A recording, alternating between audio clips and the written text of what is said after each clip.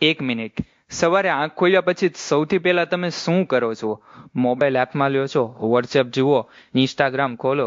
પણ આ શ્રાવણમાં આપણે મિત્રો એક નાનું કામ એવું કરી શકીએ છીએ જે સવારે ઉઠતાની સાથે તમે કરી શકો છો. અને તેના માટે કોઈ મોટી પૂજા નથી કરવાની, ન કોઈ ખાસ વસ્તુ, ફક્ત થોડી સેકન્ડ.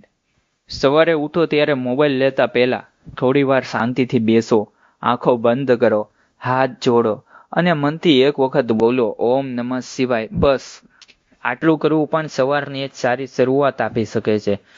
કારણ કે દિવસની પહેલી જો થોડી મિનિટો શાંત જાય કે મન પણ થોડું શાંત રહે છે. પછી સ્નાન કરો, સ્વચ્છ કપડાં પહેરો, ઘરે શિવજીની મૂર્તિ કે શિવલિંગ હોય તો તમારી શ્રદ્ધા પ્રમાણે પૂજા કરો.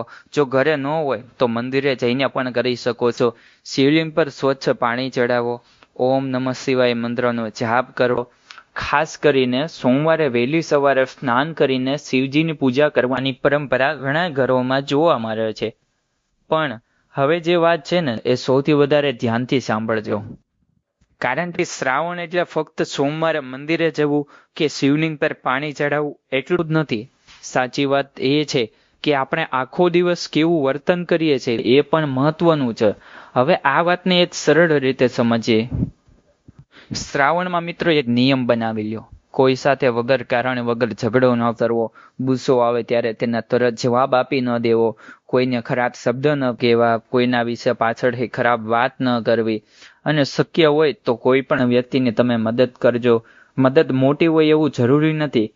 કોઈને જમવાનું આપો, કોઈ મોટા માણસને મદદ કરો, કોઈ દુઃખી માણસને 2 શબ્દ સારા કહો. આ પણ એક સારી વાત જ છે. કારણ કે પૂજા છે ને થોડા સમય માટે કરીએ છીએ, પણ આપણું વર્તન છે ને એ લોકો આખો દિવસ જુએ છે.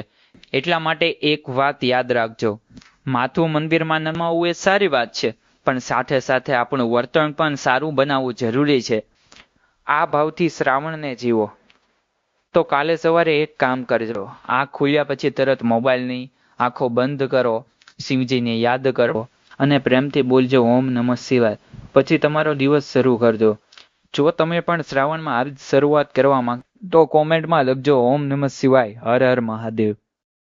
અને આવી જ રહસ્યમય અને રસપ્રદ માહિતી માટે ચેનલને સબસ્ક્રાઈબ કરવાનું ભૂલતા નહીં. જય શ્રી કૃષ્ણ. તથ્ય ચેનલથી આપને જય સ્વામી.